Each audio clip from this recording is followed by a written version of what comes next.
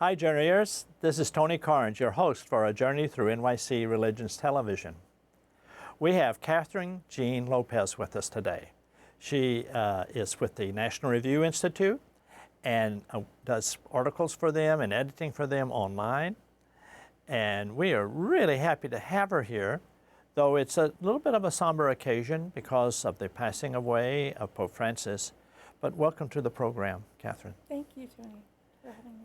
You know, Austin Iverly said that Pope Francis was one of these paradigm shifters. He was an outsider.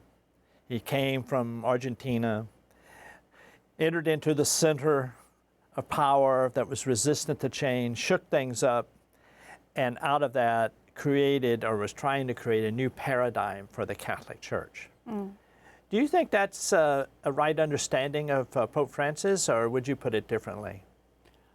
I think I would put it a little bit differently. A lot of what was going on when Francis entered the scene, and this is actually an insight that Austin made too at some point, the controversies were going on, the division was happening. This is nothing new.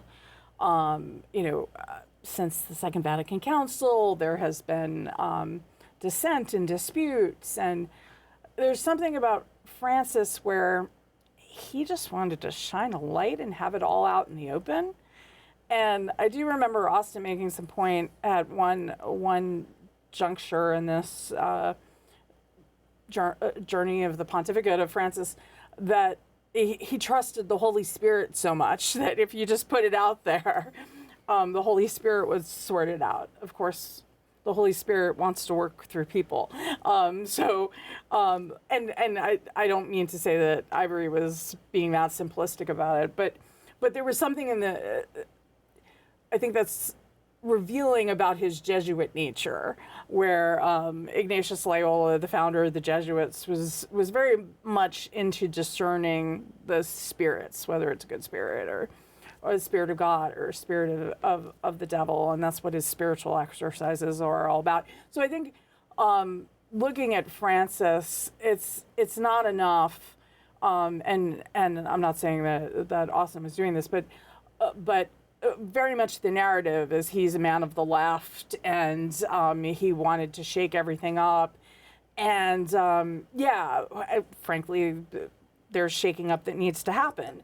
But I do think there's something about him. He was just such a different personality, but I'm not sure he was looking to remake the church in the way that, say, Rolling Stone wanted him to remake the church when they put him on the cover, which that piece was, I think most people didn't read it, as I say very humbly, knowing that people don't read my articles. They read the headline, which normally the writer doesn't write. But that piece, that Rolling Stone piece, was very much a warning to Francis that you better be the progressive hope that we want you to be. And what he was, I think, was much more complicated than that kind of narrative. Well, I wonder, Ivory also, who co-wrote a book with the Pope, had this, it seemed to me more recently, he had shifted understanding of Francis just a little bit. That he now sees that the paradigm should change that Francis was introducing was something a little more subtle. In fact, summed up by his idea of synodality. That is, Francis wanted people to come together, high and low, bishops, cardinals, pope, priest, lay, women, everybody, to come together in these synods, or that would be basically large discussion sections of getting to know each other, being open with each other, and he thought the Spirit would operate there. And in some ways, that what he was trying to create was a sphere of sympathetic objectivity between left and right. You know, where they both start to see sympathetically their concerns, but also come back and weigh from their own perspective the objectivity of them. Do you think that captures or is that just some sort of Ivory's highfalutin intellectual? You could say both. I mean, obviously most people don't think most Catholics in the pews have no idea what the Synod is. And they're probably blessed for that because, of course, we get all caught up, those of us who observe the culture for a living, get caught up in these things to the extent that sometimes we forget the gospel, right? I do think, and maybe I'm being too simplistic, but there's something about the Synod and Pope Francis talking about the culture of encounter all the time, that was simply reintroducing Christianity to people, the Beatitudes to people. I like to tell a story about, I was at a dinner with Robert Putnam, the Bowling Alone author, and he had a book that had just come out called Our Kids. Yes. And it was essentially about the decline of community and how the kids in the neighborhood, even if their parents couldn't afford the uniform for baseball, the kid would get the uniform for baseball and he wouldn't know how he got it. As far as he assumed, mom and dad got it. Because people looked out for one another, and we've lost that. And anyway, Putnam, knowing I was Catholic, said to me, I hope you don't mind me saying this, but Pope Francis appears to believe in Jesus, and Jesus was pretty clear on the Sermon on the Mount. And if people lived like that, we wouldn't have the problems that we have. Those are my words, my paraphrase. But Putnam was exactly right. And there was something about Francis talking about how the Beatitudes are our identity card as Christians. And frankly, we live in a culture, especially in the West, right? And we try to push it on the non-West, where there's all this identity politics, right? And there was something about Francis where I think he was trying to get us back to basics. He talked about the danger of the ideological silos that we live in. Frequently, he talked about this. I think we focus a lot on his talk about mercy and forgiveness, which is obviously core to understanding him. His first Angelus message, I remember I was there, and actually Austin was translating for me in the square because we happened to be standing next to each other, and I don't speak Italian. But Francis, I remember Austin actually laughing at one point because Francis kept repeating himself, which he would go on to do again and again. There was a point in his papacy where I would finish his sentences because he would repeat himself, which again was very humbling for a writer because he knows that most people aren't hearing everything you're saying. You have to repeat. You have to repeat. And so anyway, in this Angelus message, he kept repeating himself, you may tire of asking God for forgiveness, but he never tires of giving you his mercy. And he repeated, and he was telling a story about a woman who kept going, and she's like, I don't want to bother you, kind of thing. People often say, I know I do. I have this attitude sometimes in confession, like, I don't want to go because it's the same sins as last time. Well, do you want to upgrade, first of all? No, I don't want to upgrade my sins. Well, you can tell us right here. That's okay. Well, because you can't give me absolution, so what's the point? We just give headaches. There you go.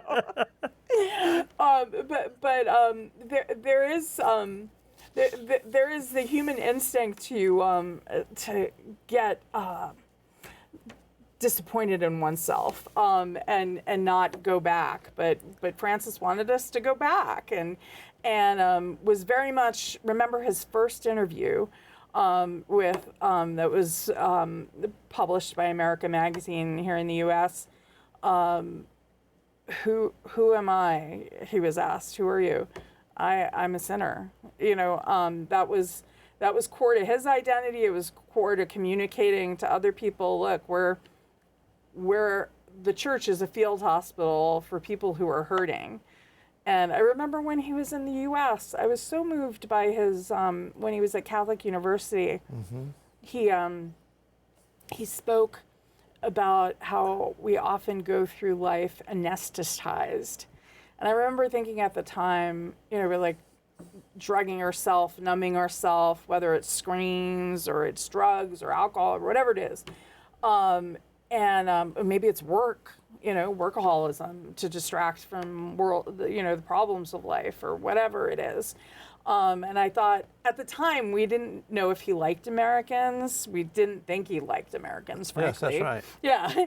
I mean, to our knowledge, he had never been to the United States before, like maybe a layover once at JFK, but, and that's very strange to Americans, especially New Yorkers. I'm a New Yorker, and I'm like, you didn't come to New York? Seriously? But I remember at Catholic University, I thought, on the lawn there, I thought, all right, you actually know us. You've got our number, because that is exactly what we do. We try to distract ourselves rather than deal with the suffering. Well, I got a question about the New York aspect. Mm-hmm. On his way back from the United States to Rome, he mentioned about his special appreciation for New York. Do you remember that? Yes. Where did that come from? Well, because we're New York. He probably regretted that he waited so long to come to New York. I think he also, frankly, I think he was charmed by Cardinal Dolan, who's a charming guy. I will tell you, Pope Francis made an indelible impression on New York. I'm not sure you know this story. Do you know the bathroom story? Oh, tell me the bathroom story. So I have a Pope Francis bathroom story. Oh, yeah, we got to have it. So Cardinal Dolan tells this story. So they had gone through Central Park, I think, and they were in the Pope Mobile, and so they get to the cathedral, and the Holy Father needs to use the restroom. And so he asks Dolan, and the Cardinal says, well, yeah, come to my residence, and because the residence is attached to the cathedral, and there's a gold door, there's a magical gold door. And the bathroom in the cathedral is not much. Well, so technically there wasn't a bathroom in the cathedral. There was one downstairs, but nobody's really allowed to use it. Right. So when the Cardinal says you can come to the residence, he said, no, I want to use the bathroom that the people use. And the Cardinal said, well, there really isn't a public bathroom. And you go across the street. That's exactly it. You either use Saks Fifth Avenue or the public atrium across the street. People who frequent the cathedral for Mass know this. And so Pope Francis says to Cardinal Dolan, is this a church for angels or for people? And you know what St. Patrick's Cathedral has now? A public bathroom, which is very awkwardly right behind the altar. So some priests who are stationed there tell me, like, you can hear the bathroom flushing. You're celebrating Mass. Well, it's a strange location. But apparently that's the only place they could put it for whatever reason. Are you saying the big impact that Pope Francis had was the location of that bathroom in the cathedral? It changed the culture of the cathedral. Like you said, I mean, people would constantly be think about all the tourists who go through St. Patrick's Day. Anyway, yes, he left. I take it that you like Pope Francis in several levels. But I wonder, did you know about Pope Francis when he was all of a sudden plucked and became Pope, or was that a surprise? It was such a surprise that I was in St. Peter's Square, and I had seen the white smoke, so I was there when it wasn't that crowded and watched as it got more and more crowded. And who did you think was going to be picked? So I did not have a favorite and I'm terrible at predictions. Terrible. In fact, sidebar, Peggy Noonan and I, during John Paul II's funeral mass, were on AOL Instant Messenger, if you remember that. Oh, yes. Back in the day. And so Peggy and I have been friends because of similar circles in New York and whatnot. And so anyway, Peggy IMs me.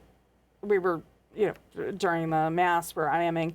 And she says during the homily, I think we're listening to our next Pope. And I said, no way, no how, that would be too good to be true. Of course, we were listening to Cardinal Ratzinger, who became Pope Benedict. So I don't make predictions anymore. She was kind enough to, when she referenced that story, leave my name out of it. She has the story is in her book on John Paul the Great, but she did not mention my name mercifully. I'm not very good at prediction, and I'm a sociologist, but I'm not very good at prediction. Okay, all right. So you understand. I But quote you- somebody else making a prediction. So you want to make a prediction about this next poem? There you go. No way, no how. So you were there I'm in St. Peter's Square. A man comes out. I lose my translator. I think I had a seminarian, or maybe I had Father Roger Landry. I can't remember. At different times I had different people. Anyway, I knew it was an Argentinian. I thought it was a different Argentinian because there's this website that automatically assigns you a cardinal to pray for during the conclave. Oh, really? And I had gotten this Argentinian who was on the Curia. And you thought you got the real inside by chance well, I was super disappointed because I'm like, oh, curial official, oh. And but meanwhile, in the square, there were jamming devices in the Sistine Chapel so that cardinals couldn't text people. And because, we're all people. And there were so many people in the square, I think the combination of the two, I couldn't get a signal on my phone. So I couldn't look up who the Pope was. I had to run down the Via because like everyone else, every other media person, I had a bunch of interviews lined up. But I had no idea who the Pope was. I mean, I thought it was this dude, but I wasn't certain because I only heard Francis, so I knew his name now. And so anyway, I got far enough away that I figured out what was going on. But it was funny because actually I remember the first stories out there about him, and I was able to figure out quickly because he had been talked about last time around. Mm-hmm.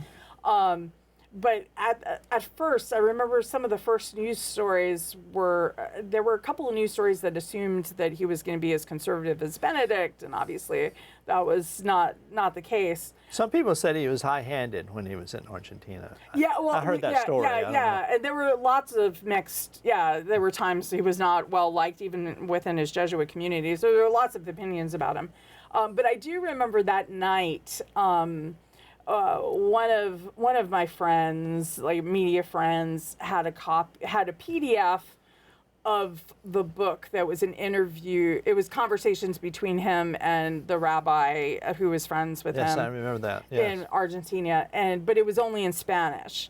And so a couple of my friends who speak Spanish that night were basically, they divided it up and translated chapters for the rest of us.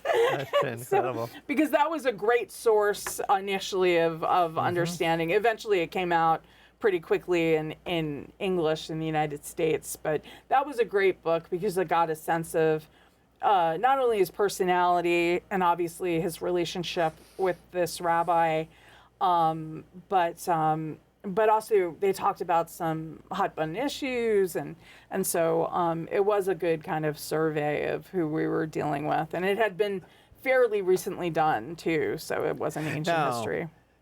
Let's leap forward from that initial introduction you had to the stranger that you suddenly got to know. Where were you when you heard about his passing, and what did you do? Oh gosh. Well, I actually was, I had just thrown a bag together. I was supposed to speak in Miami that night. And it was 4:30 in the morning, something like that. And I look at my phone as I'm about to call an Uber to go to the airport. And people are asking me to go on radio and things like this because Francis has died. And, it's strange to say this because a month before, not even, we were on death watch. Mm-hmm. We were prepared for him to die at any moment, frankly, when he was in the hospital. But we were kind of out of practice at that point when it actually happened. And so I was a little shocked. And I also had to make a calculation. Do I go on an airplane for 3 hours or not? Mm-hmm. And so I wound up canceling. At the time, I thought I could Zoom it. They survived without me. It was the right call. because I hadn't written anything in advance. I can't write about someone. I can't write about someone being dead when they're not dead. I just can't. I've never done it. I don't think I ever will. So I needed the next couple of hours to churn out some stuff and do some radio interviews. And so I did. But it was interesting because I was processing the death of a spiritual father. You know, I mean, I knew he was going to die. We all knew he was going to die. He wasn't doing well. But he had also met with J.D. Vance the day before, you know, which, first of all, I don't think the media fully appreciates that. I mean, this was all quickly put together, and J.D. Vance wasn't owed a meeting with the Pope, who was dying. We know quite seriously dying at that point. But I'm so glad that I keep joking with friends that the Blessed Mother clearly loves us in the United States, because every news story would have been after stiffing the Vice President of the United States. Instead, people are making jokes about J.D. Vance having killed the Pope. Well, beside being poor taste, it does make you wonder. I don't guess we know for sure, but it does make you wonder, why did he make a point of giving J.D. Vance and his wife an audience? Well, I think you see in the last week, in the last weeks, you know, he made it a point. It's a Jubilee year. You go through the holy doors, make a pilgrimage. There are prayers associated with it. And he wanted to do it himself because he hadn't. And so he did the pilgrimage thing. He met with a 90-year-old nun who was doing the same thing. He very. You're talking about Vance. Oh no, the Pope. Oh, the Pope. The Pope. Yeah.